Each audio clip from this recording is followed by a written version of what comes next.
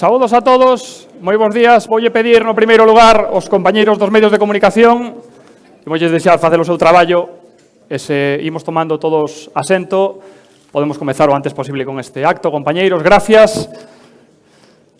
Moi bons días a todos, moitas gracias, benvidos neste día tan importante para a Igrexa en Galicia, un día no que imos presentar a memoria de actividades da Igrexa aquí en Galicia, na nosa comunidade. O primeiro, se me permiten, por descontado, dar a benvida, en primeiro lugar, Arcebispo de Santiago de Compostela, benvido, gracias, obispos das dióceses de Galicia, de Tui Vigo, de Mondoñedo Ferrol, de Lugo de Ourense, todos sexan benvidos e infinito agradecemento por estar neste acto tan importante para a Igrexa aquí en Galicia. Por descontado tamén agradecemento a todas as autoridades, a todos os representantes públicos, vexo tamén representación destacada e importante das forzas e corpos de seguridade do Estado, gracias. Responsables dos medios de comunicación, compañeiros dos propios medios de comunicación e, por suposto, o público en xeral, a todos, gracias por estar aquí neste día. Hoxe, como digo, é un día moi importante, un día moi especial, porque presentamos por segundo ano consecutivo a memoria das actividades que a Igrexa ven desenvolvendo a través, principalmente, das súas 5 dióceses na nosa comunidade. Estamos, como dicimos, celebrando este segundo ano e o volvemos a facer en Santiago de Compostela. Teño entendido, non podo revelar moitos secretos, teño entendido que non se desbota a posibilidade de que este acto siga crecendo, como todos desexamos, e que se poida expandir ou se poida celebrar noutros puntos de Galicia, pero creo que non podemos negar que un sitio como Santiago, que é o epicentro, o punto culmen do Camiño de Santiago, onde tantos milleiros e milleiros de persoas camiñan día sí e día tamén para chegar primeiro á Praza do Obradoiro, poder observar de primeira man, en moitos casos con sorpresa, a maravilla que supón arquitectónicamente falando a Catedral de Santiago e, por descontado, poder acceder, o arzobispo dalle a cabeza porque penso que seguramente está bastante de acordo conmigo, se me permite, monseñor, despois poder acceder, presenciar, evidentemente, formar parte activa da misa e, por suposto, darlle un agarimoso abrazo ao noso querido apóstolo Santiago. Antes de seguir, se me permiten, quero ter, porque no pasado ano 2024 pasou algo moi grave, todos vivimos, no noso caso, na maioría dos nosos casos seguramente a través dos medios de comunicación, o que aconteceu o pasado 29 de outubro con motivo da dana no noso país, principalmente afectadas as persoas da comunidade valenciana. O que puido facer a Igrexa, e aquí hai que recoñecer tamén a través de moitos empresarios e moitas empresas que colaboraron, as dióceses e a través de Cáritas, colaboraron no que se puido, principalmente a nivel económico, para intentar axudar na medida do posible a todas aquelas persoas que o perderon todo ou prácticamente todo con motivo desta dana. Así que dende aquí, por suposto, o noso recordo e todo o noso cariño para todos os afectados. Estamos, como digo, celebrando este segundo acto de presentación da memoria de actividades en Galicia. Seguramente, ao longo de toda a presentación, vanme escoitar repetir con asiduidade, seguramente, a expresión poñer en valor. Penso que é especialmente importante poñer en valor o traballo que fai a Igrexa aquí en Galicia e que o fai a través de todos os seus brazos, de toda a forma que ten de axudar os demais. Vimos no primeiro ano, neste caso podemos facer algo de autocrítica, se me permiten, como a xornalista.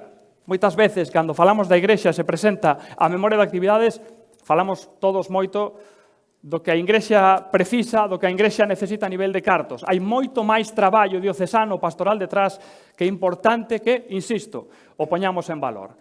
Segunda edición, vimos, evidentemente, estou moi de perogrullo, pero é unha realidade, se celebramos a segunda porque vimos dunha primeira que non recordamos así.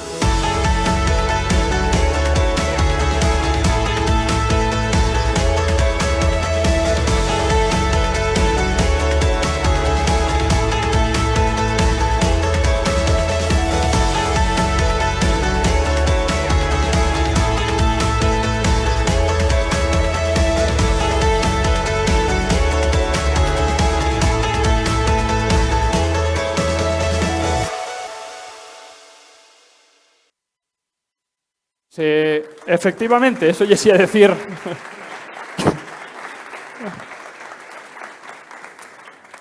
Se mo permiten, voume tomar a pequena licencia de tomar en mans este premio. É un agasallo que recibiu a Igrexa en Galicia. Hai aquí representación, ademais, José María Albalá, se non me equivoco. Gracias, en nome da Conferencia Episcopal, por este premio. Con motivo, precisamente, é un premio Igrexa Sostenible que recibe a Igrexa en Galicia pola presentación, precisamente, do que acabamos de lembrar, da memoria de actividades en Galicia do pasado ano. Así que creo que é máis que merecido este premio para recibir un aplauso que de toda a Igrexa en Galicia.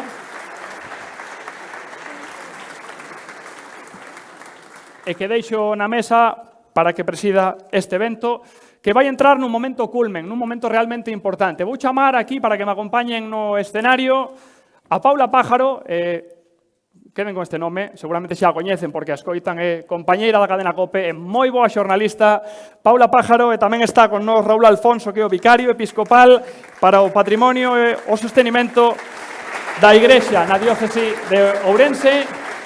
Benvidos. Gracias.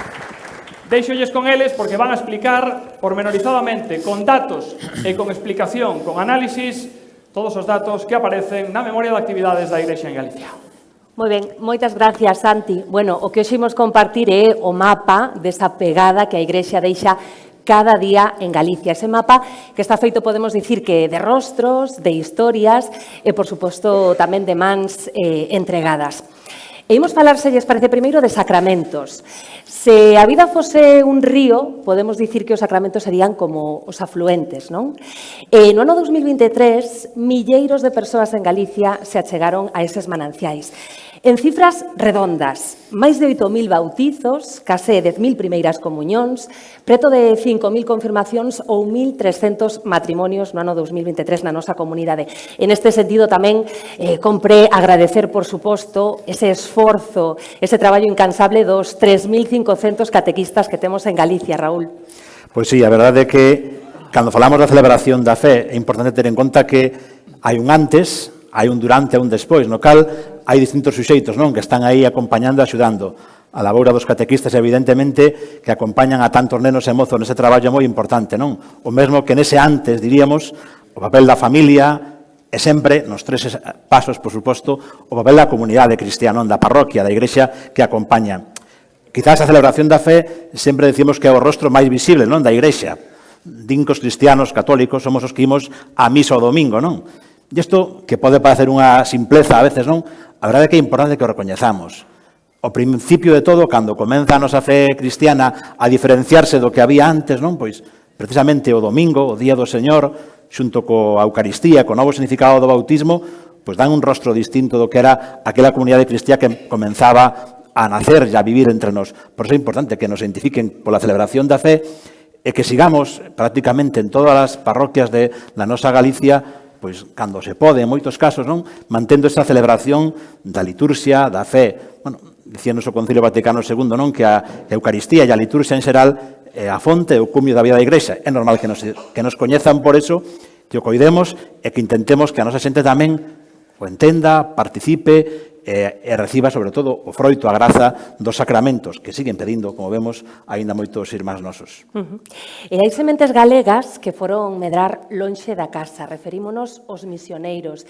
Esas 214 persoas, misioneiros e misioneiras galegos en activo, que viaxaron a 43 países do mundo, dende Perú ata Honduras, dende Madagascar ata Filipinas, e con eles, ademais, viaxou a nosa solidariedade, preto de 1 millón de euros recadados para soster a súa actividade. Podemos dicir que son as mans da Igrexa galega espalladas polo mundo.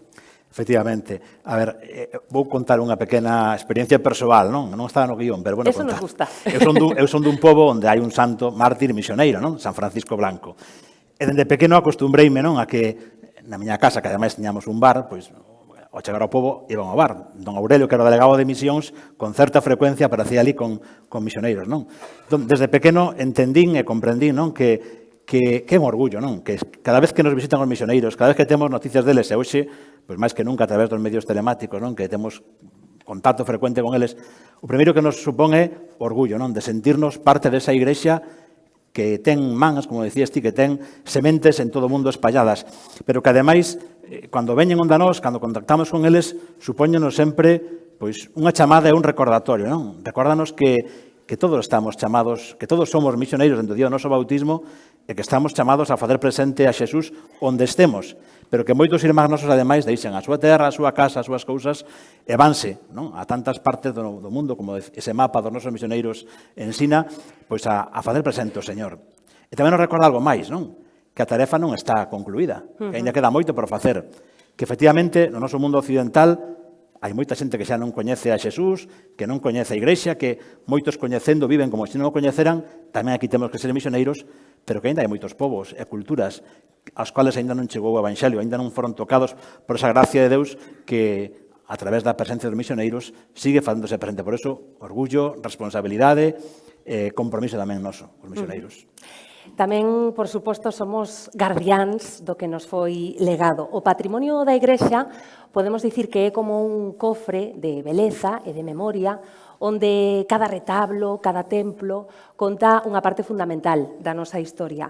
Durante o 2023 rehabilitáronse preto dun cento de espazos cun investimento superior aos 16 millóns de euros. En Galicia, ademais, a Igrexa conserva 147 bens de interese cultural e só, para facermonos unha idea do que representa todo isto, só a Catedral de Santiago no 2023 recibiu 2,6 millóns de visitas. Porque, evidentemente, coidar todo este patrimonio, coidar do noso, tamén é un acto de fe, Raúl. É unha fe que crea cultura, é unha expresión xa feita, non? Pero é unha fe que recoñecemos no patrimonio que fai cousas grandes, non? Por iso, primeiro, que sentimos sempre cando nos enfrentamos a esta realidade, non? É gratitude, non? A gratitude de que os nosos devanceiros nos foron deixando unha realidade cultural, patrimonial, que asombra a moita xente, non? Que é unha gran riqueza, pero que tamén para nós ahora mesmo é pois unha responsabilidade, non? Especialmente os que nos dedicamos un pouco a este ámbito nas diócesis, sabemos do importante que é preocuparnos de que eses tellados que dicen moitos curas que teñen en vez de parroquias, verdad? Que estén en pé, que se poidan non solamente aproveitar para o que son, que é para o uso da Igrexa, da vida da comunidade, senón tamén para que os demais poidan atoparse con algo fermoso, bo, bueno, hai unha palabra que ahora está de moda nesto na jerga, skyline, parece que é así, non? Que en galego igual é silueta, non? Cando miramos o aspecto, a silueta dos nosos povos de Galicia, que destaca? Pois destaca o campanario, a torre da igrexa, habitualmente no 90% dos casos, verdad? Bueno, pois é un patrimonio que a fe dos nosos devanceiros creou, que nos transmitiu e que temos unha gran responsabilidade. Como en tantas cousas é un don que nos chegou, pero tamén unha tarefa nosa o seguir conservando e seguir dando isto, non? E é importante que fai uns días tiñamos aquí en Santiago un congreso, non? Sobre patrimonio, decían redundante, non? Creo que entendíamos despois que era como patrimonio que non utilizamos ou que nos pode, entre comillas, sobrar, non? E falaba moito de que eran bens públicos, que eran do pueblo. Bueno, sí, son bens do pueblo cristiano, que os levantou, que os fixo, que os legou e que deben ser, en primeiro lugar, para o uso do povo cristiano, para a celebración da fe, para a vida da Igrexa, pero que tamén a Igrexa, como é universal e católica nese sentido, tamén os ten a disposición, non? Tamén os mostra e os ofrece para que, a través do turismo, a través da cultura, pois poden chegar a tanta xente que en moitos casos son a única ou a primeira ou a máis sinxela catequese que poden tamén recibir do que é a fe da Igrexa, do que somos os cristianos, non? E do que é o noso Señor Xesucristo. E a caridade é o corazón que latexa, podemos dicir que a Igrexa, non? En estado puro. Máis de 135.000 persoas foron acompañadas pola Igrexa en Galicia grazas ao traballo de 590 centros asistenciais. Dende centros de menores, con case 11.000 atendidos, a casas para anciáns ou enfermos crónicos, con 7.800 persoas asistidas, pasando por centros para mulleres vítimas de violencia ou programas para persoas drogodependentes. 2.500 beneficiarias no primeiro caso e 1.500 axudados no segundo. E poderíamos seguir. E Somans Unidas ten preto de 200 voluntarios con 575 proxectos en todo o mundo. E ser casa segura, espazo de confianza, obviamente é un compromiso irrenunciable para a Igrexa en Galicia. Durante o 2023 organizáronse 20 sesións formativas para a prevención de abusos nas que participaron máis de 850 persoas, nenos, educadores, por suposto tamén relixiosos ou sacerdotes. Hai activas, ademais, 5 oficinas diocesanas que atenden e acompañan.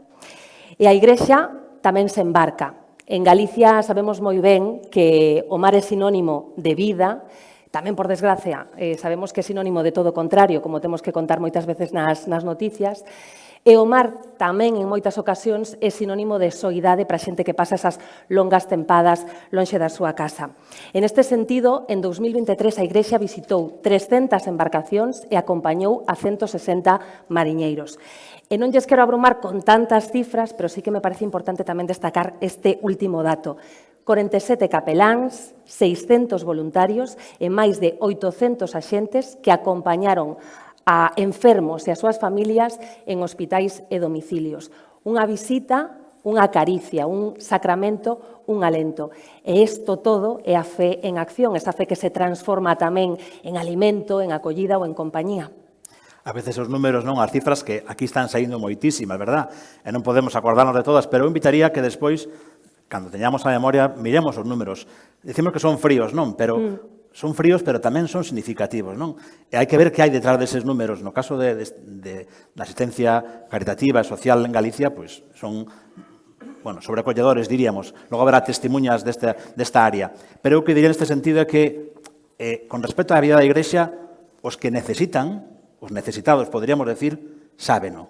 Saben que na Igrexa teñen non solamente as portas abertas para acollelos, para axudalos, para buscar solución aos problemas, e vemos que así se fai, pero que ademais non solamente son acollidos, sino que son buscados, e son queridos, non? Papa Francisco repetíanos moitas veces que quería unha Igrexa pobre para os pobres. Bueno, pois a Igrexa sai á busca tamén daquelas persoas que a veces non saben que están en necesidade, en apuro, e que son buscados, queridos, acollidos, e na medida do posible axudados con todo o que a xente pon tamén nas nosas mans. Non? Bueno, é unha necesidade de ser cristiáns, é unha obriga. Non vamos a renunciar a isto porque senón renunciaríamos, evidentemente, o que é ser cristiáns, vai no noso ADN. Bueno, falamos de cartos, Raúl. Unha labor así, dende logo, require de recursos. En 2023, a Igrexa Galega xestionou algo máis de 73 millóns de euros, un 35% foron achegas voluntarias dos fieis ou, por exemplo, un 29% da asignación tributaria do IRPF. E cara onde foron eses cartos? Pois investíronse, entre outras partidas, case 20 millóns de euros en accións pastorais e asistenciais, 17 millóns na conservación de edificios, no mantemento, no funcionamento, ou 12 millóns en retribucións ao clero. Raúl, de onde veñen esas aportacións, eses ingresos da Igrexa, a máis de marcar o xe, a X, na declaración da renda ou das aportacións dos fieis? Bueno, decías que non, que a cantidade fundamental, o monte fundamental, ven da asignación tributaria e ven tamén das aportacións dos fieis, que é o normal, non? A Igrexa ten que ser sostida por aqueles que nos sentimos Igrexa, verdad? Claro. Se algo quedou, quizás na nosa mente, no noso corazón da última xornada mundial da xuventude en Fátima, non? O Papa Francisco nun dos discursos repetía aquilo de todos, todos, todos, non? E quedou casi como un lema, non, desta xornada. Pois neste tema tamén, non? Todos, todos, todos os que nos sentimos chamados a vivir na Igrexa, pois temos o compromiso, non? Dunha forma ou doutra, de contribuir, de axudar a que isto sea así. É certo que despois hai un porcentaxe dos ingresos da Igrexa que veñen do propio patrimonio, veñen tamén das administracións públicas, non? Tanto a Xunta de Galicia como as diputacións, os concellos, que colaboran moito tamén, sobre todo no tema de patrimonio. Incluso nos povos máis pequenos temos unha experiencia moi bonita, non? De que moitas comunidades de montes, de veciños, pois cando pensan en invertir eses cartos que consiguen ter do seu patrimonio, dos seus montes, pois pensan, bueno, pois que é o máis importante que hai no pobo? Pois a Igrexa. Vamos a axudar pois a botar un tellado, vamos a axudar a restaurar un retablo. Bueno, de aí ven un pouco toda esa cantidade, pero máis importante recordar, non? Que a labor da Igrexa vai adiante gracias a isto, pero sobre todo ese outro patrimonio humano en forma de voluntariado, non? Que dedican tempo, dedican cualidades e tamén dedican, por suposto, os seus recursos económicos a levar adiante o proceso, o programa das distintas parroquias. Cando falamos, ademais, de accións pastorais, acabamos de dicilo, non? Esa labor asistencial. Poñamos un exemplo dun gasto neste capítulo. Pois mira, a Iglesia necesita estruturas, non? Para levar a cabo a súa misión. Por eso, a veces nos parece que os edificios, os espazos que temos nas parroquias ou a nivel das diócesis non precisan inversión, diríamos, para que poidan fazer a súa misión. Pois os espazos son necesarios. Tamén a veces temos a idea de que esta acción pastoral da Iglesia, porque a Iglesia se ten bens, tanto materiais como económicos, como cartos, tenos para evangelizar, tenos para acción pastoral. Bueno, pois, os proxectos que hai concretos de restauración de espacios pastorais, de locales, bueno, pois son tamén unha das inversións que cada ano e cada vez máis, porque son bens que teñen a súa idade e necesitan a súa actualización, pois fa falta levar a cabo inversións habitualmente, non? Bueno, damos cifras orzamentarias, evidentemente dicíamos que nos dá unha imaxe, nos dá unha fotografía da Igrexa, pero tamén é unha imaxe fría. Ao final as cifras, pois son números, non? Non aportan información, pero detrás deses números hai persoas e hai corazón. Eu fai uns anos, había unha campaña, creo, da Conferencia Episcopal que invitaba a despexar a X, non? Non son moi matemático, desde segundo bacharelato non estudei máis, pero recordo aquilo que había que despexar a incógnita, non? Bueno, pois eu penso que temos que despexar esa incógnita detrás das cifras, detrás dos números, e ver rostros, ver persoas, e ver accións. Tamén é certo que a maior parte da xente que coñece un pouco a labor da Iglesia ou que se chega a unha parroquia, a unha comunidade, solamente con abrir os ollos ve o que hai, non? E ve en que se invirte, ve que é o que se necesita e ve tamén como pode colaborar. Por eso a invitación sempre é acercarnos con unha mirada, diríamos, sin prexuizos, limpa, positiva, para poder tamén sentirnos implicados nesa labor da Igrexa, non? Bueno, pois esta foi a nosa aportación a grosso modo do que é a Igrexa en Galicia, esa comunidade pois que reza, que traballa e que dende logo tamén serve. Moitas gracias.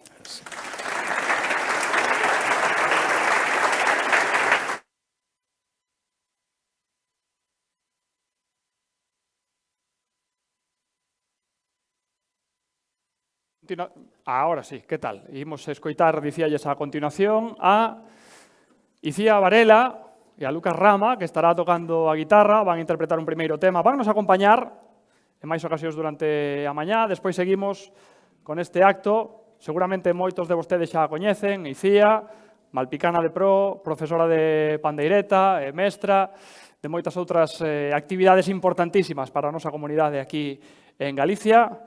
Así que, con eles, lles deixo. Moitas grazas por convidarnos, en especial a don Andrés, por convidarnos a estar hoxe aquí. Non sei se vos apetece cantar un pouquiño con nós. No retrouso, ensinamos vos o retrouso e cantádelo con nós. Sí? Pois o retrouso di así: hai dos que levan na fronte unha estrela, hai dos que levan no bico un cantar, hai dos que levan na fronte unha estrela. Moi ben, que privilexio. Vamos alá. Do mar pola orela mireina pasar, na fronte unha estrela, no bico un cantar, e vina tan soia na noite sin fin,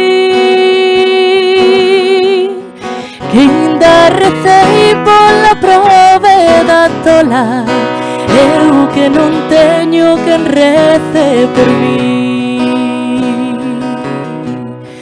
A musa dos povos que vin pasar eu, como está dos lobos, como está morreu, os osos son dela que vades guardar. Agora, hai dos que levan na fronte unha estrela, hai dos que levan no bico un cantar, hai dos que levan na fronte unha estrela, hai dos que levan no bico un cantar. Do mar pola orela mireina pasar, na fronte unha estrela, no bico un cantar, e vina tan soia na noite sin fin, que ainda recei pola prove da tola, eu que non teño quen rece por mí. A musa dos povos que vin pasar eu, como está dos lobos, como está morreu. Os osos son dela que va desgardar. Hai dos que levan na fronte unha estrela, hai dos que levan no bico un cantar, hai dos que levan na fronte unha estrela, hai dos que levan no bico un cantar, hai dos que levan na fronte unha estrela, hai dos que levan no bico un cantar.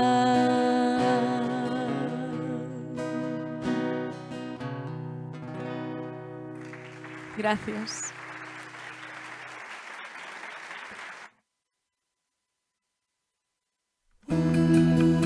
Que imaxe acode a tua mente cando se fala da Igrexa? A Igrexa, con maiúscula, é moito máis que un edificio de pedra. A Igrexa comeza contigo e comigo, coa nosa familia. A nosa familia, Igrexa doméstica, é o primeiro espazo no que vivimos a fe. Cos nosos pais aprendemos a rezar, asistimos á Eucaristía e pouquiño a pouco imos descubrindo a relación cun Deus que nos ama.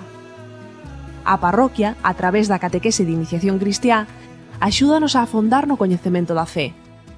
Prepáranos para celebrar e recibir os sacramentos que fortalecen esa relación con Xesús. Esa experiencia de fe e de comunidade compleméntase no ámbito educativo. Os colexios de Ideario Católico poden ser o primeiro contacto coa vida consagrada. A materia de religión ofrecenos unha visión íntegra do ser humano e do mundo que nos rodea. A Igrexa en Galicia quere acompañar a cada persoa nas diferentes etapas da súa vida para axudar a responder a esa grande pregunta: para quen son eu? A Igrexa, concretada no pobo de Deus que peregrina en cada diocese, quere axudarche a dar sentido á vida.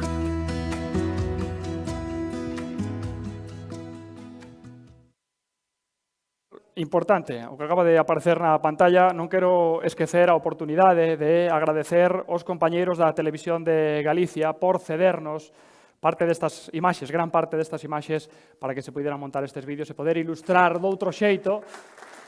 Paréceme moi axeitado ese aplauso. Ao final, isto non deixa de ser un traballo de todos.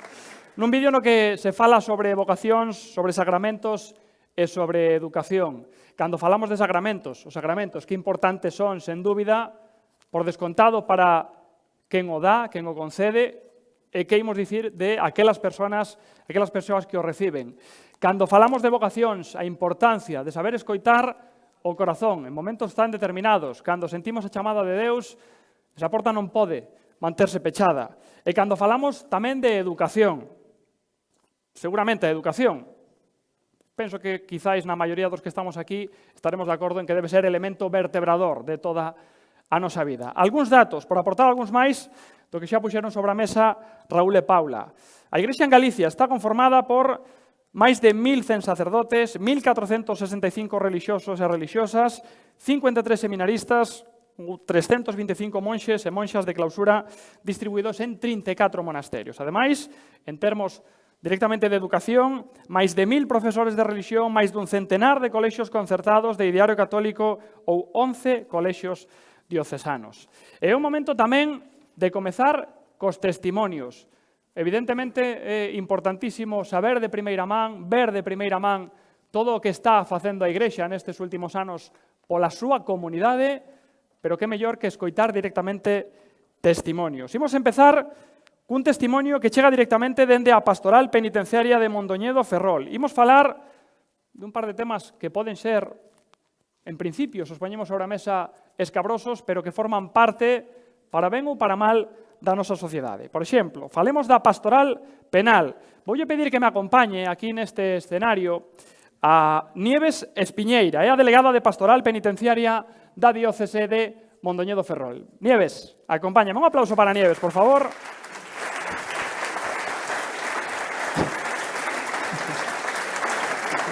Que tal, Nieves? Hola, gracias. Tome sento. Falar un pouco con Nieves. Nieves, confesábame antes de empezar este acto que está un pouco nerviosa, así que imoslle prestar atención, pero que non o fagamos moito peor, verdad? Nieves, benvida, e gracias. Gracias. Imos por parte, Nieves. O primeiro, pregunta moi básica, contanos. Cal é a túa misión, a túa función, neste caso como a delegada da Pastoral Penal? Vamos a ver, eu son delegada diocesana de pastoral penitenciaria, non penal. Penitenciaria é todo o que se vai referente ao penitenciario. E penal, pois é o dos xulgados. O bispo, son nombrada polo bispo da diócese para desempeñar a labor pastoral dentro da diócese e, en este caso, tamén dentro do cárcere en Teixeiro, ainda que non temos cárcere dentro da diócese, pero sí temos moitos presos, non? E despois, a área, o sea, temos a pastoral penitenciaria ten tres áreas: a área xurídica, a área religiosa e a área social. É como se define realmente a pastoral penitenciaria dentro da Igrexa. Como vos reciben, Nieves, as persoas cando, neste caso, dis ou falas da cárcere de Teixeiro, como vos reciben as persoas nun primeiro momento, nunha primeira toma de contacto que están privadas de liberdade? Vamos a ver. Coa persona privada de liberdade están vinculadas as familias, as vítimas e as comunidades de onde proceden. En relación co preso, hai que ter en conta que o preso é unha persona pobre, moi pobre. Entón, estas a veces se rebotan, chegar a eles é difícil a veces porque se rebotan contra eles mesmos, non? Pero con paciencia, con compaixón, con mirada de misericordia tamén, que hai que tela, pois, como decía o Papa Francisco, pois as portas se abren. E vémolo, pois, moitas veces en xente que son capaces de reinsertarse. Entón, pois, non sei se contestei a pregunta. Sí, máis que contestada. Como dirías ou como explicarías, Nieves, que para ti un día de traballo, por exemplo, na cárcere de Teixeiro? Na cárcere de Teixeiro, vale. Pois, mira, vou empezar a dicir que Evaristo Martín Nieto, o gran organizador da Pastoral Penitenciaria de España, capelán de prisións e eminente biblista, di: para o preso, por moi larga que sexa a condena, só existe un día, que se repite aburridamente 365 días ao ano, multiplicado polos días da condena que teñen que cumprir. Eso é o que é un día de traballo no cárcere, sempre o mesmo. Murallas de muros de cemento, e teñen o patio e o ceo. E os que teñen sorte de estar traballando ali dentro, siguen estando dentro de muros de cemento, e se cando salen ao patio, ven o ceo. 365 días ao ano, polos anos de condena. Permíteme que me saia un pouco do guión, porque se me está ocorrendo o problema que a veces temos os xornalistas, que nos gusta moito salirnos do guión. Nun sitio que nos acabas de describir como unha cárcere, neste caso a de Teixeiro. A de Teixeiro. Nun sitio como a ese, tamén é posible descubrir a Deus, tamén é posible falar con Deus, tamén é posible, vos o facedes, facer tarefa pastoral. Contanos un pouco a túa experiencia nese sentido. Mira, San Pablo II xa dicía: o tempo do cárcere é tempo de Deus. O sea que, penso que estamos xa na liña. Por tanto, a impresión que teño, a miña saída cando vou, pois é de, se o encargo que me fixo Deus, porque é un encargo de Deus, é nomeada polo bispo, pero é un encargo que teño de Deus, de se empaticei cos presos, cos internos, se o fixen ben, máis se facelo ben é se supen escoitar, non? Se saio con unha impresión boa de dali, pois saio contenta. E se non, pois digo, bueno, pois para o próximo día terei que mellorar. E non perder a esperanza, nunca perder a esperanza. Entón, bueno, pois isto é... Están tamén os funcionarios, que son os nosos funcionarios, que tamén entran parte da nosa misión de pastoral. Saber ter empatía, escoitar, animar, forman parte tamén da nosa función de pastoral dentro do cárcere. Imagino que con tantos anos traballando xa cos internos, con estas persoas que están privadas de liberdade, quero pensar que terás moitísimas anécdotas. Non sei se nos podes contar algunha ou compartir algunha con todos nós. Bueno, mira, desculpa. Por o que vou decir, non? Cando as persoas están sufrindo, non hai anécdotas. Hai moito dolor e sufrimento. Pero no medio diso, hai alegrías, tamén moitas alegrías. E hai que se pode facer luz na escuridade e sentirse queridos e crear esperanza. As cousas máis pequenas que nos podemos imaginar son as que poden dar alegría e moitísima paz. Por exemplo, un calendario cando chega o Nadal e Ano Novo, con que cariño recollen un simple calendario, un rosario para poñer ao colo tamén. Despois tamén están os escapularios. O sea, quero dicir que necesitan algo físico donde que teñan que poder agarrarse a eles, non? Entonces, o Cristo do Rosario agarran aí. E o calendario é porque para eles é importante, pois cando van a ter un vis-a-vis, cando van a ter a sentencia, pois, o que fora non lle damos importancia, ali dentro sí. Entonces, non son anécdotas de sufrimento e tristeza, non? E despois, alegrías, porque eles fan traballos nos talleres e regalan con moitísimo cariño e ilusión pois para levar ás parroquias traballos que fan con papel ou de pulseiras, non? Entonces, eso a eles dalles, cando subimos ao taller e os animamos e lles damos as gracias e os valoramos e dicimos que teñen unha creatividade moi boa, non? Pois eso anima e dá gracias. O sea, que a veces pequenas cousas, pequenas alegrías, pois son as que abundan, non? E mesmo, pois a veces me piden, e levo, pois, para facer en papel, para dibuixar, pois un Cristo. E, bueno, pois dibuixan o Cristo e me teñen dibuixado, me teñen regalado. Ou a veces me din que lles gustaría ter algo para ler, pois e teño levado a de Mario Benedetti, non? A poesía de "No te rindas, por favor", non? Pois, como vedes, pois, anécdotas non, son experiencias duras, porque miseria o que hai, pero moita esperanza é a que temos. Nieves, sí. Gracias polo vosso traballo e gracias pola vosa dedicación, Nieves. Vale, pois gracias a vos. Gracias. Aplauso máis que merecido para Nieves. Polo seu traballo, insisto, pola súa dedicación con estas persoas privadas de liberdade. Precisamente imos escoitar un testimonio dunha persoa que está privada de liberdade e que, como lle preguntaba eu a Nieves, tamén é capaz de ver, de encontrarse con Deus incluso dentro dos muros dunha cárcere. Eu de neno e de rapaz tive principios. E na miña casa houbo educación e orientación religiosa dentro da nosa humildade. Traballei moito, pero revirouseme a sorte. Vime afundido. E cando un non ve saída, botas ao monte, como os lobos, e faz cousas que non debes. E rematas aquí. Pero daqui tamén se sai, díxome don José, o capelán de Monterroso. Cando entras, aquí todo che é descoñecido e non te fías de ninguén. Tardei en abrirme e confiar. E que máis me xulga son o mesmo, porque estou avergoñado e sinto como que perdín a miña dignidade. Eu deixara de ir á igrexa desde rapaz. Un día ali, en Monterroso, dixéronme que había misa. Coincidía nunha data en que final algún dos meus. Chorei moito. Que tristeza tan grande. Eles morreron e eu na cárcere, de sonreinos. Costoume, pero fun a misa. Tiñalle medo a Deus, pero vin algo en don José que me axudou a empezar a ver que Deus non me tiña apartado de todo.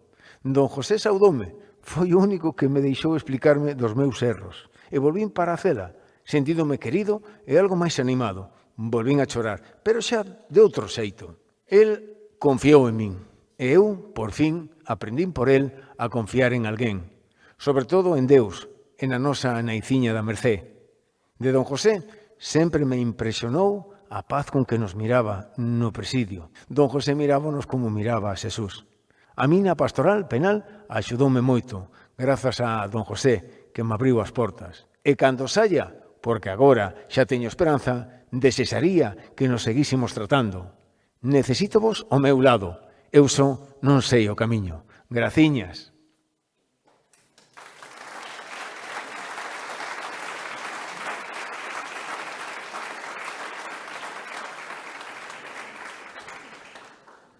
Icía e Lucas, que van interpretar de novo un segundo tema.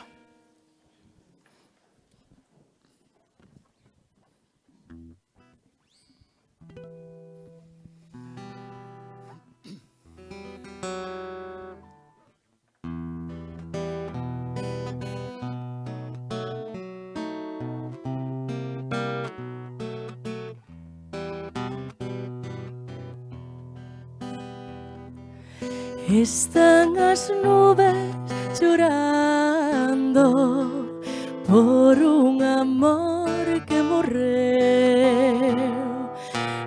Están as rúas molladas de tanto como choveu.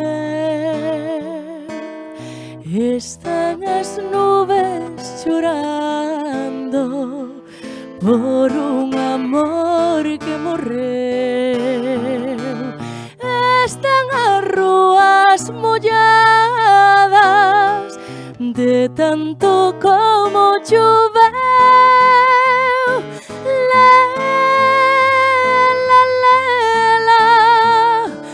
Leliña, por quen eu morro, quero mirarme nas meniñas dos teus ollos. Non me deixes e ten compaixón de min. Sen ti non podo, sen ti non podo vivir. Dame alento das túas palabras, dame celme do teu corazón, dame lume das túas miradas, dame vida co teu doce amor. Dame alento das túas palabras, dame celme do teu corazón, dame lume das túas miradas, dame vida co teu doce amor. Dame lume das túas miradas, dame vida co teu doce amor.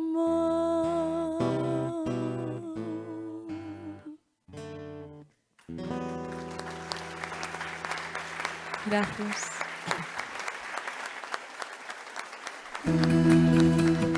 Dende as súas orixes, a Igrexa tendeu a man aos máis vulnerables, seguindo o exemplo de Xesús e achegándose aos descartados da sociedade.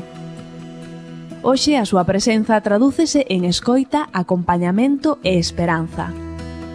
Cáritas é o organismo oficial da Igrexa en Galicia para devolver a esperanza ás persoas que se atopan en situación de vulnerabilidade.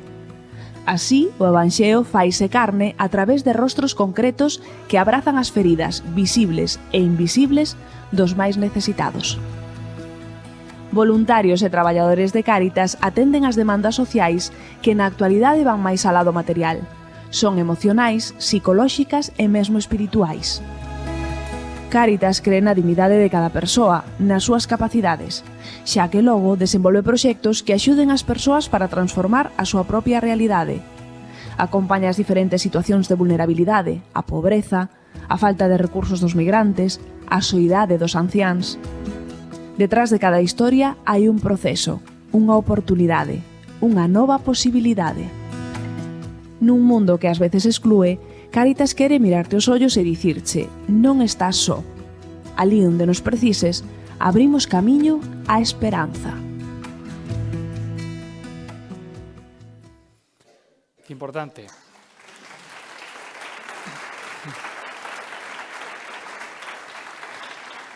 Que importante, sen dúbida, eso de non estar só. Eu non tive a oportunidade, polo plan de estudios no seu día, de estudiar latín, senón que me corrixan os que saben, pero Cáritas, se non estou eu mal informado, que podería ser, ven a ser unha reflexión que di algo así como amor profundo, non? Que mellor que Cáritas, polo seu traballo, felicitalos desde aquí, polo moito que fan, sobre todo polos demais, pola compañía, pola axuda, que fai tanta falta nestes tempos. Imos seguir cos testimonios. Neste caso vai chegar un testimonio tamén, creo que impactante, dende a diócese de Ourense. Imos falar de trata e de explotación sexual. Voulle pedir que, por favor, nos acompañe aquí no escenario a Raquel Fernández. Pidolles un aplauso para ela, educadora social e educadora de Alumar desde o ano 2020. Raquel, que tal, Raquel? Benvida. Fagoche entrega deste micrófono. Pido que sentes aquí connosco, por favor. Vasme disculpar que paso por diante, mala educación a miña. Raquel, benvida, gracias o primeiro polo voso traballo. Contanos un pouquiño, por se alguén o descoñece, en que consiste, por empezar polo principio, o programa Alumar.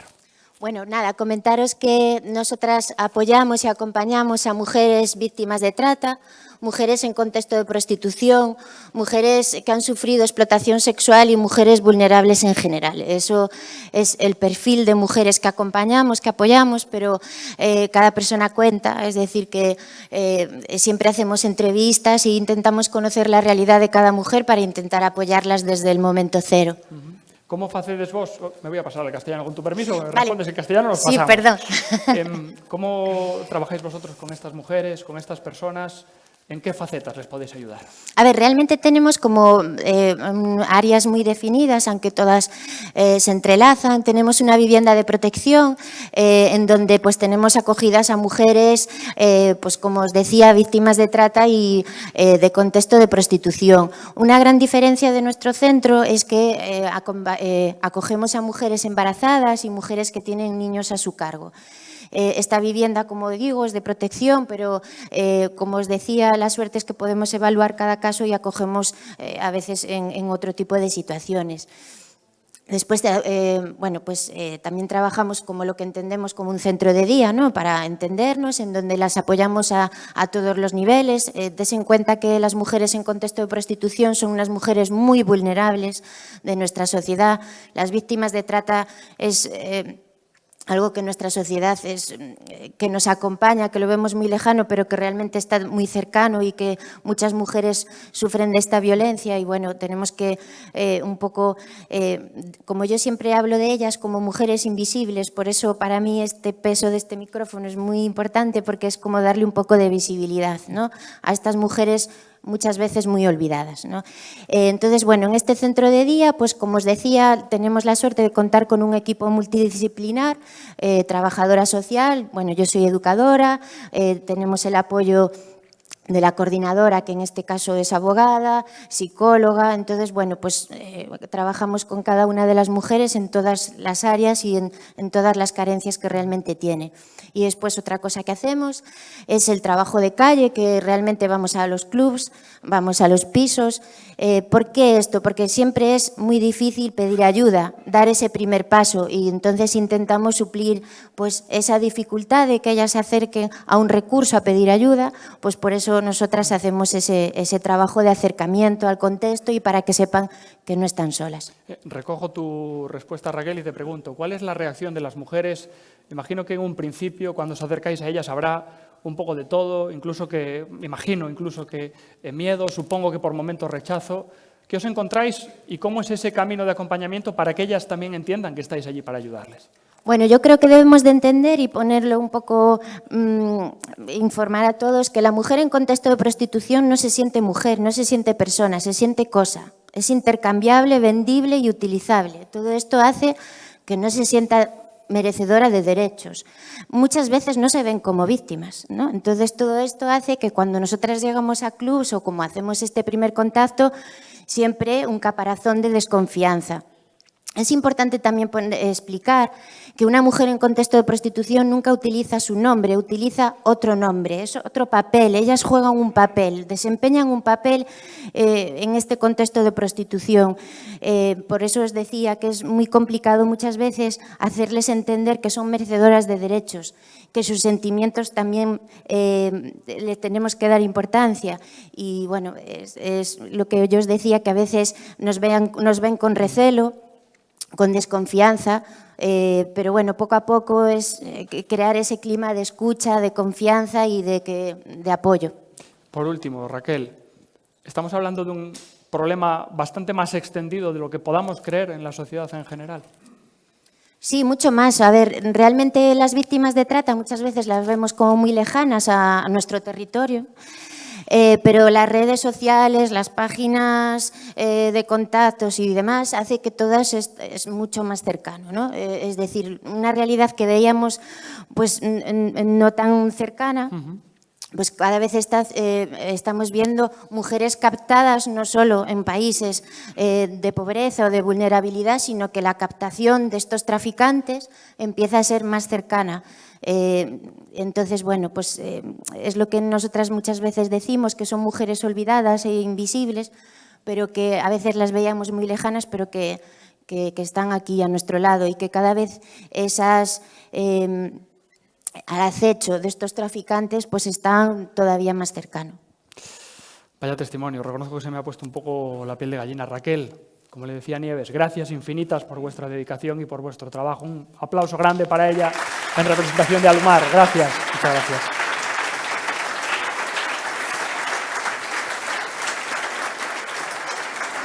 Para zanjar este tema, dando yo valor que ten, pídolles que presten moita atención a este testimonio dunha persoa que é víctima. Me recogió un señor y me llevó a un hotel. Era un hombre muy educado. Algo después me invitó a salir para conocer la ciudad y me llevó a una discoteca. Ahí me quitaron mi pasaporte y el teléfono.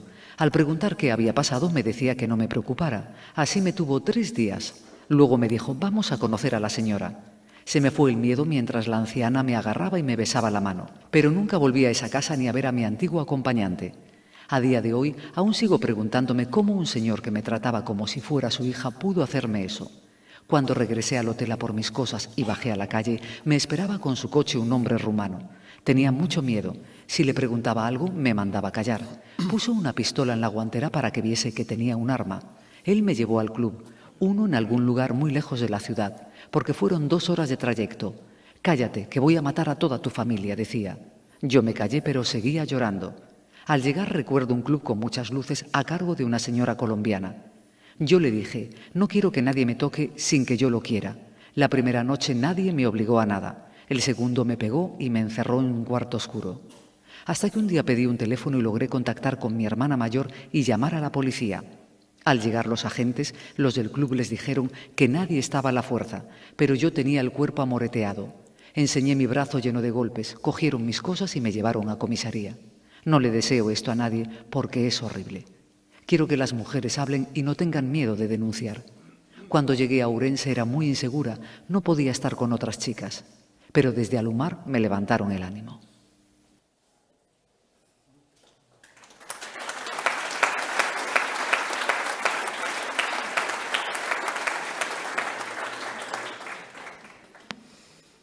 Pois despois desta testemunha que me deixou a pel de pita, despedímonos cunha canción a nosa nai María, pedíndolle compaixón, pois, neste caso, por todas estas mulleres que están sufrindo.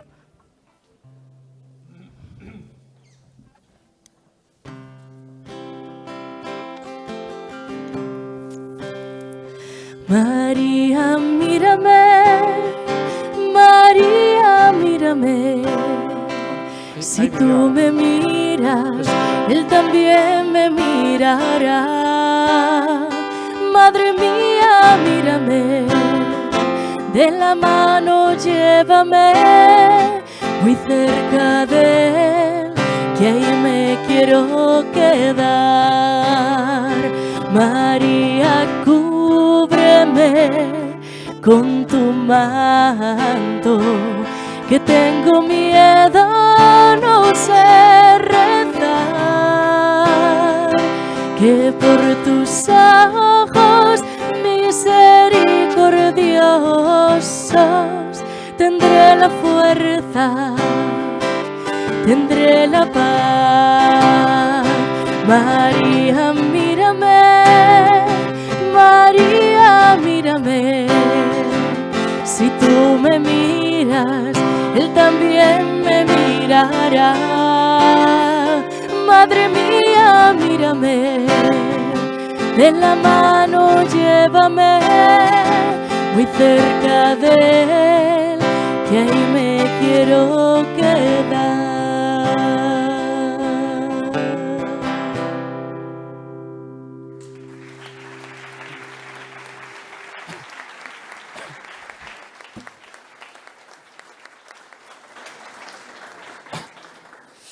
Antes de nada, me apuntan, bueno, infinitas gracias, Icía Varela e Lucas, polas vosas interpretacións.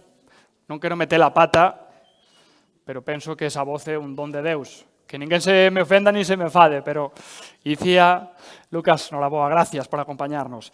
Apuntábame correctamente, esquecínme de dicilo, os testimonios que escoitamos, os audios que escoitamos son, evidentemente, testimonios reais que prefiren, como é lóxico, penso que totalmente entendible, guardar o seu anonimato, pero que querían de algún xeito compartir con todos vostedes a súa situación, o que están vivindo, sobre todo, como a Igrexa, con cada brazo, con cada parte, con cada organización dentro das propias dióceses é capaz de axudar a todas e cada unha das persoas. Imos seguir, imos falar agora das parroquias, imos falar de como se distribúe Galicia, de como se distribúen as súas dióceses. Galicia conta con 3.659 parroquias. En contra do que algún poida pensar, a meirande parte delas son parroquias rurales, o resto, parroquias urbanas. Imos manter unha conversación, se me permiten, vou saltar un pouco o guión, porque vou chamar agora a dous invitados para que teñamos dous testimonios. Por un lado, José Criado, que chega directamente desde a diócese de Lugo, que é o rector do Santuario do Corpiño, coordinador da unidade pastoral nesa zona, que engloba nin máis ni menos que 11 parroquias. Que tal, José? Benvido, moi boa, se me acompañas. E tamén Carlos Notaro, que é un emigrante nacido en Venezuela e que hai uns anos, no ano 2021, xunto a súa muller e os seus fillos, decidiu emprender a viaxe tan importante de vir a Galicia. Hola, Carlos, pídolles un aplauso para ambos. Que tal, benvidos? Dicíalles eu que, se mo permiten, eu que peco moitas veces de irreverente, vou saltar un pouco o guión, vou quedar un pouco por riba de volos dous, co voso permiso, pero así podemos falar. Vamos sentar aquí para falar un poquinho con vos do que acontece nas nosas dióceses. José, Carlos, vou empezar por ti, José, se che parece. Contanos un pouco como vos organizades. Ai, o micro, pensei que tiñas, perdón, pensei que tiñas, como Carlos, sei que vinlle o micrófono, perdón. Gracias, estos son, como dimos os xornalistas, cousas do directo. Aí tes, José, gracias. A unidade pastoral, como vos organizades vos na vosa diócese, no teu caso, como organizades vos a vosa unidade pastoral? Bo día. O primeiro decir que as unidades pastorais xurxen da necesidade de xuntarnos, porque, como ben decías antes, Galicia é unha comunidade autónoma moi rural. Temos moitísimas parroquias rurais e necesitamos vivir a fe. E a fe non se vive de forma illada. As persoas non podemos vivir a fe na nosa casa, de forma independiente, de forma solitaria, senón que necesitamos dos demais. Hai que compartir, hai que celebrar, hai que estar xuntos. E por iso necesitamos crear as unidades pastorais, de forma que a xente poida vivir e medrar na fe en conxunto con outros. Na nosa unidade pastoral, pois, como ben decías, formámola 11 parroquias, ou forma 11 parroquias, e facémolo coa necesidade de ter que vivir a fe en comunión uns cos outros. Celebrar os bautismos, celebrar as primeiras comunións, celebrar a Eucaristía cada domingo dunha forma especial que é a fonte a vida de toda a vida cristiana, non? Entonces, pois, por ese motivo, pois, necesitamos o xuntarnos. Cal dirías o cal nos farías que sería a radiografía dos feligreses que tedes, o que tes, neste caso, nas túas 11 parroquias, e no santuario, evidentemente. No santuario é moi diferente a unha parroquia. A diferencia sustancial é moi grande. As parroquias, en gran medida, pois forman a persoas de máis idade, pero tamén hai moitos xóvenes e nenos que necesitan integrarse uns con outros e ver que non están sós no medio dun montón de persoas maiores, que hai actividades para eles, que se pensa neles a hora de darlle unha forma de participar ou de vivir a fe tamén. E no santuario a radiografía é moi diferente, porque ao santuario, así como as parroquias, podemos pensar que solamente van persoas maiores ou de máis idade, ao santuario principalmente van persoas xóvenes. Van persoas cos seus nenos, moitas veces, que van a buscar, pois, moitas veces o consolo, o alivio e a fortaleza no santo ou na Virxe María a quen este dedicado ese santuario. Son lugares de encontro, lugares no que se vive a fe plenamente, porque así como podemos pensar que a sociedade pois vai prescindindo de Deus, que a veces prescinde de Deus, eu penso que Deus seguimos necesitando. Eu estou convencido de que a nosa xente necesita verdadeiramente a Deus na súa vida. E potenciar, pois, por exemplo, unha cofraría, o importante, non? A importancia de xuntarnos para vivir a fe, pois unha cofradía pois ten todos os elementos fundamentais para vivir a fe, para compartir, para medrar na fe tamén, incluso. Antes falábamos, antes de empezar este acto, parroquias rurais, pero parroquias moi vivas, non? Pois sí, eu creo que ese é pois o núcleo, non? O máis importante, que cada un poida atopar un lugar na unidade pastoral onde ubicarse, o que teña unha cualidade, como teñen aquí estos mozos que nos acompañaron, para o canto, integrarse no coro. O que queira ter pois a adoración nocturna, integrarse no grupo de adoración nocturna.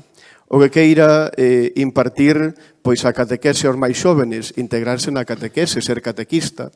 O que queira, o que teña pois esa ilusión de visitar aos enfermos, integrarse no grupo de visita aos enfermos e de comunión aos enfermos. O que teña pois a cualidade da liturxia, pois lóxicamente preparar as celebracións dominicais con unhas monicións, con unha acollida, que a importancia tamén da acollida, non? Cando a xente chega á parroquia, pois que haxa alguén para acollelos, para dicirlle bos días, benvido. Penso que iso é moi importante nas unidades pastorais tamén. Está tamén aquí con nós Carlos Notaro.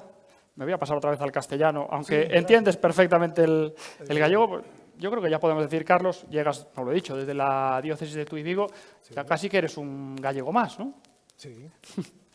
Hola. Cuéntanos, ¿qué tal? Muy buenas tardes. Cuéntanos, Carlos. O muy buenos días todavía, que no hemos comido, diría el otro.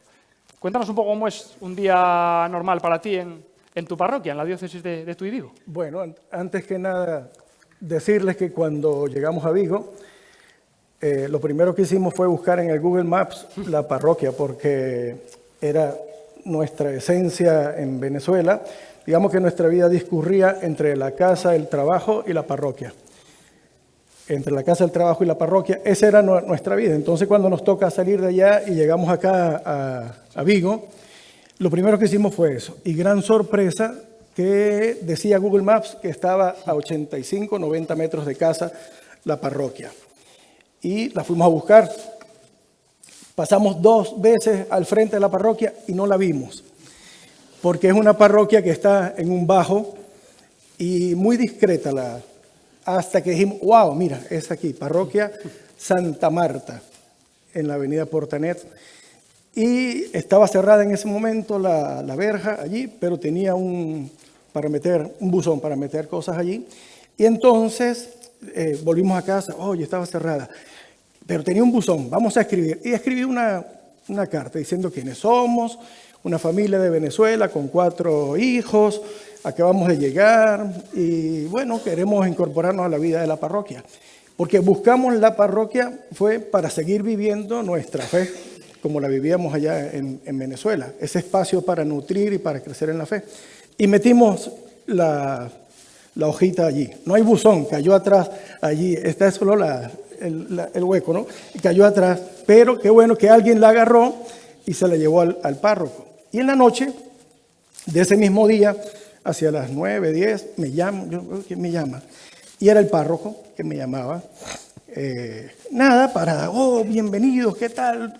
Es decir, esa primera llamada duró 45 minutos, todavía está en el registro de mi móvil, 45 minutos esa primera llamada, pero sentí inmediatamente, estoy en casa. Esa fue la verdad.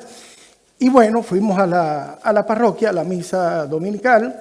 En esos primeros años, cuando uno llega que no puede trabajar, tiene mucho más tiempo, entonces era mucho más asidua. Hoy en día todavía vamos todos los domingos, como siempre, a la misa. Pero lo que sentimos en la parroquia, a diferencia de otros espacios de la sociedad, es que no te miran como si fueras un extraño, sino que te miran a la cara, casi de inmediato saben tu nombre y el de los 4 muchachos, y entonces te sientes acogido de inmediato. Y es una acogida integral. Se empiezan a preocupar por todos los aspectos de tu vida, en el sentido, incluso gente como mucho más atrevida en el buen sentido de la palabra, preguntar cómo está la nevera, ¿entiendes? Y a veces llamaba como don Alberto, Carlos, venga por aquí, que hay algo aquí que se puede dañar. Y era que una familia nos había dejado ya algo. Entonces, bueno, imagínate. Y hoy nuestra vida en la parroquia transcurre en eso. Es nuestro espacio donde crecemos en la fe. Es un espacio seguro donde nuestros hijos pueden tener amistades que comparten nuestros valores. En tu caso, que eres migrante, sí, la palabra acogida ha cobrado su máximo esplendor, ¿no? Entonces, en tu parroquia. Sí, y la hermosísima casualidad que la patrona de la parroquia sea Santa Marta, que es experta en acogida, que acogía a Jesús tantas veces.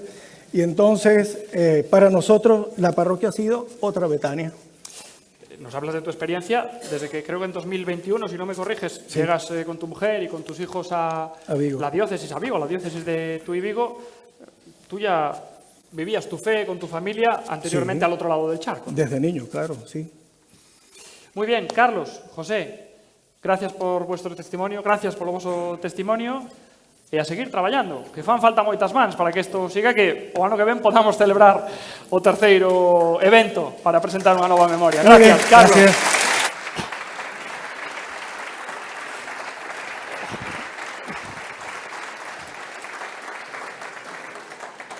Deixo, co seu permiso, deixo cousas polo camiño para non estar moito máis cargado, non tirar nada, que son bastante torpe.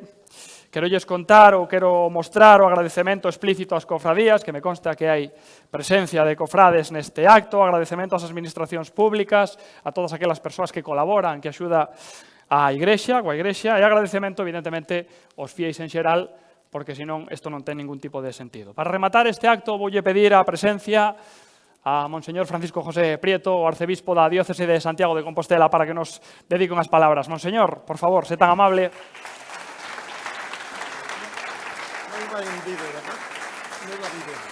Creo que no. Ah.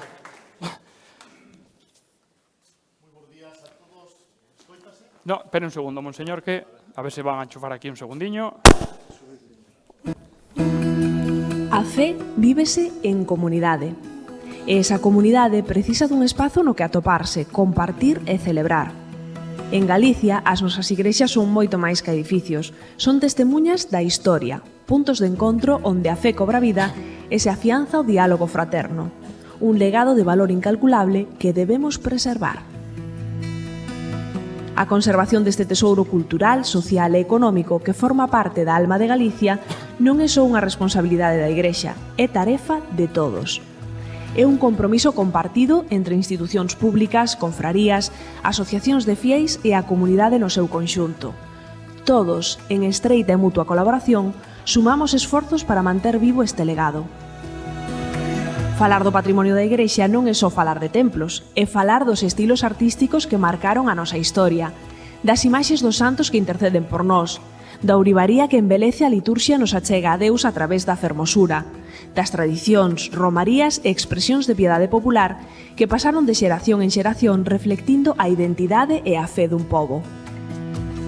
Igrexas, romarías, tradicións son unha ponte entre a fe e a cultura. Un testemuño da presenza de Deus na historia e un recordatorio da beleza da creación que nos convida a recoñecer a obra de Deus no devir da humanidade. Protexer o noso patrimonio e preservar a nosa identidade. Coidar o que recibimos é un acto de gratitude e un compromiso co futuro.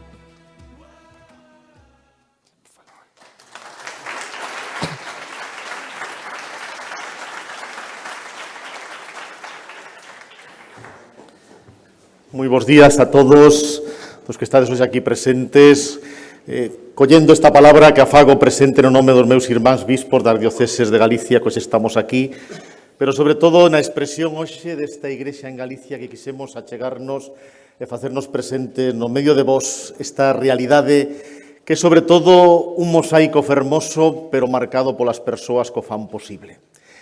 Durante estas últimas, prácticamente o último mes, a atención mediática indiscutiblemente levounos a todos cara a Roma.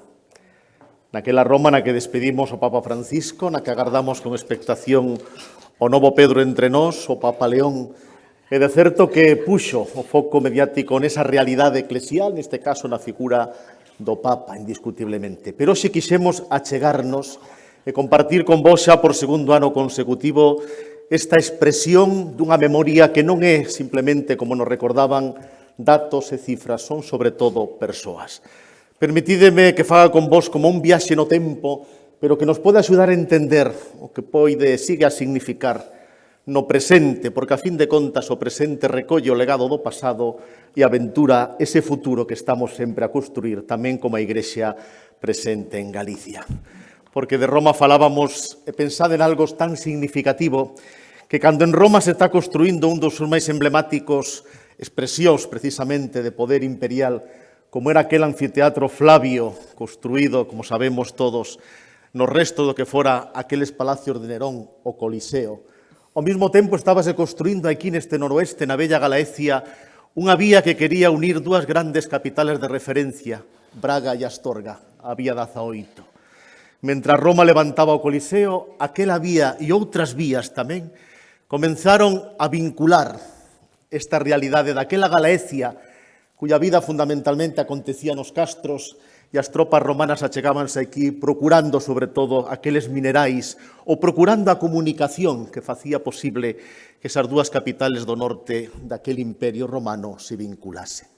Pero, como diría a grande Rosalía, pase niño, foi a través desas vías, como se fixo posible a presencia, primeiro, de cristiáns anónimos, de certo que quedaba xa agochada ata comenzos do século IX, aquela memoria resto do apóstolo Santiago, tamén naquela vía romana, nun monte chamado Libredón, pero que botaría séculos na garda de que foran descubertos. Pero pase niño, foron achegándose cristiáns. Foronse facendo pequeniñas comunidades que fixeron posible que ao longo do tempo tamén foran permeando a vida daquelas primeiras realidades da nosa querida Galicia. Aquela Galicia que foi terra de castros, que foi terra de suevos, que foi terra de cristiáns, que foi terra invadida e ameazada, pero sempre vivindo nesa fe que moitas veces no anonimato e no silencio foi percorrendo os séculos. Hoxe achéganse ata nós ese hoxe do que somos herdeiros, pero tamén responsables dun futuro que estamos a construir nesta igrexa en Galicia. Unha igrexa que, como nos recordaban, un levanta mirada e enseguida descubre e ve aquel campanario, o máis cercano e querido da nosa parroquia, do noso santuario, as fachadas das nosas catedrais, os camiños que levan a tantos romeiros ás celebracións festivas, os camiños que levan a tantos homes e mulleres a buscar oportunidade de dignidade. De seguro que podrán encontrar a fachada dunha catedral ou o despacho acolledor dunha parroquia ou dunha Cáritas diocesana. Pero tamén esa igrexa que celebra vive a súa fe naquel século I nos seguintes, no silencio e no anonimato, pero hoxe xuntándose sendo catequistas voluntarios, nenos e maiores, familias sendo fogar nesta igrexa en Galicia, que quere compartir entre luces e sombras, evidentemente, pero quere seguir compartindo, pase niño, a vida destes galegos e galegas do século XXI, ofrecendo o mesmo que Xesús de Nazaret veu a traer entre nós, Co apóstolo Santiago e os demais apóstolos levaron máis alá daquelas terras onde viviran, naquela Palestina que hoxe evocamos certamente como terra de conflito e desexamos que sexa terra de paz. Unha boa nova, unha boa noticia, que vai dirixida ao corazón dos homes e mulleres deste tempo, teñan a idade que teñan, porque confíase no seu cuidado de toda a vida, de todas as vidas, e darlles vida, tamén vida de fe, porque a fe tamén construye, edifica a persoa, fai posible a cultura, vai trazando historia, expresa religiosidade, arte, crea e recrea. Certamente, aí o temos, agradecémolo e cuidámolo. Un patrimonio máis importante, todos e cada un daqueles que hoxe foron aquí expresados a través das testemunhas que escoitamos. E, polo tanto, a min soamente me cabe unha palabra no nome desta Igrexa en Galicia, a todos os que hoxe estades aquí e a todos os que vos facedes eco do acto desta mañá. Grazas e graciñas, pase niño, sigamos facendo o camiño desta Igrexa en Galicia. Bo día a todos.